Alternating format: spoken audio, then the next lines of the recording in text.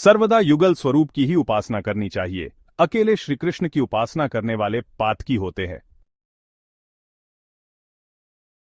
गौड़ीय वैष्णव संप्रदाय के एक महान संत हुए श्रीपाद प्रबोधनंद सरस्वती। एक दिन वे भजन कर रहे थे, हरे कृष्ण कृष्ण कृष्ण हरे हरे, हरे राम राम राम हरे हरे। उसी समय सुंदर तुलसी चंदन की सुगंध आने लगी। ध्यान में एक नीली ज्योति प्रकट हो गई। नेत्र खोलकर देखा तो सामने श्री कृष्ण खड़े हैं। श्रीपाद प्रबोधनंद सरस्वती, आप यहां किस कारण से आए हैं?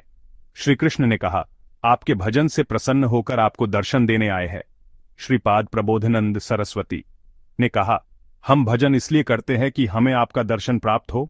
श्री कृष्ण ने कहा, मेरे एक नख का दर्शन हो जाए, इस कामना से महात्मा लोग हजारों लाखों वर्ष तपस्या करते हैं। प्रबोधनंद जी ने हाथ जोड़कर कहा, तुम इतनी देर मेरे पास आए हो, मेरी स्वामिनी मेरी प्रिया जू को कितना विरह हो रहा होगा। मेरे कारण मेरी स्वामिनी को विरह सहन करना पड़ा। मेरे भजन करने का हेतु केवल प्रिया जू का सुख है। यदि आपको दर्शन देना ही है तो युगल रूप में दर्शन दीजिए। मैं अकेले श्री कृष्ण का दर्शन कभी नहीं करना चाहता। इस भाव को सुनकर भगवान बहुत प्रसन्न हुए और प्रबोधनंद जी को श्री राधा कृष्ण दोनों का दर्शन हुआ। श्री प्रिया प्रियतम ने प्रबोधनंद जी को आशीर्वाद दिया और अंतर्धान हो गए। गौर तेजो बिना यस्तु श्याम तेज समर्चयेत, जपेद्वा ध्यायते वापिस भवेत पातकी शिवे। गोपाल सहस्त्र नाम में भगवान शिव कहते हैं, हे पार्वती, जो गौर तेज श्री राधा के बिना श्याम तेज श्री कृष्ण की उपासना ध्यान पूजन करता है, वह पातकी घोर पापी होता है। दूसरी कथा। ब्रज के परम रसिक संत बाबा श्री गौरांग दास जी को एक बार भगवान ने स्वप्न दिया कि मेरा एक विग्रह गिरिराज जी में अमुक स्थान पर है, उसको निकालकर नित्य सेवा करो। बाबा बड़ी प्रेम से ठाकुर जी की सेवा करते। ठाकुर जी रोज बाबा से कुछ न कुछ मांगने लगे कि आज मुकुट चाहिए, आज बंशी चाहिए, आज माखन चाहिए, आज अच्छी पोशाक चाहिए। बाबा श्री गौरांग दास जी, मैं तो एक लंगोटी वाला बाबा, बिना धन के यह सब चीजें कहां से लाऊंगा। बाबा चलकर संत श्री जगदीश दास जी के पास गए और सारी बात बताई। संत श्री जगदीश दास जी ने कहा, अपनी असमर्थता व्यक्त कर दो और मानसी में ठाकुर जी की सारी मांगे पूरी कर दिया करो। अब बाबा नित्य मानसी सेवा करने लगे।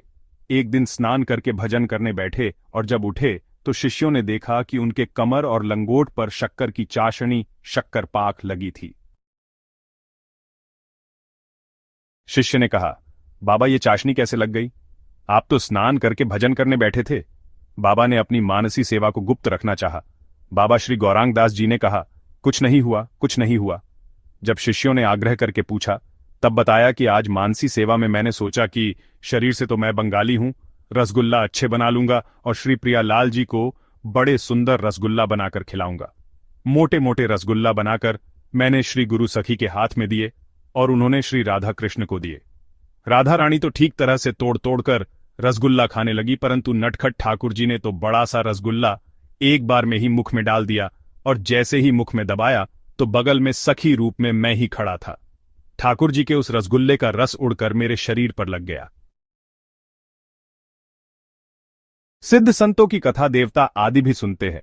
एक बार भगवत निवास वृंदावन में श्रीपाद गौरांग दास बाबा जी भगवान की कथा कह रहे थे। कथा खुले में होती थी, केवल एक व्यास जी के लिए आसन बिछता था और बाकी सब श्रोता रज में ही बैठा करते। कथा में श्री रास लीला का वर्णन करते हुए कहा, श्रीपाद गौरांग दास बाबा जी, जब श्री वृंदावन बिहारी जी गोपियों के संग रास कर रहे थे तब देवताओं को तो रास का दर्शन हुआ नहीं, उन्हें केवल एक नीला तेज दिखाई दिया। उस प्रकाश मंडल को देखकर देवताओं ने वहां फूल बरसाए। जैसे उन्होंने यह प्रसंग सुनाया, उसी समय चमकीले सफेद रंग के अलौकिक मोटे मोटे फूल आकाश से बरसने लगे।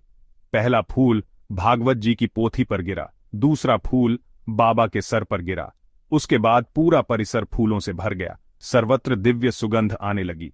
सब श्रोताओं ने देखा कि यह किस वृक्ष के फूल है, ऐसे फूल कभी देखे नहीं, ऐसी सुगंध कभी मिली नहीं। श्रोताओं में श्री रामकृष्ण दास पंडित बाबा जी भी बैठे थे।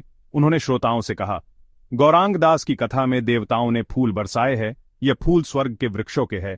बहुत से श्रोता वह फूल अपने साथ घर ले गए, परंतु 2-3 दिन बाद वह फूल अंतर्धान हो गए, उसका कोई नामो निशान तक नहीं मिल पाया।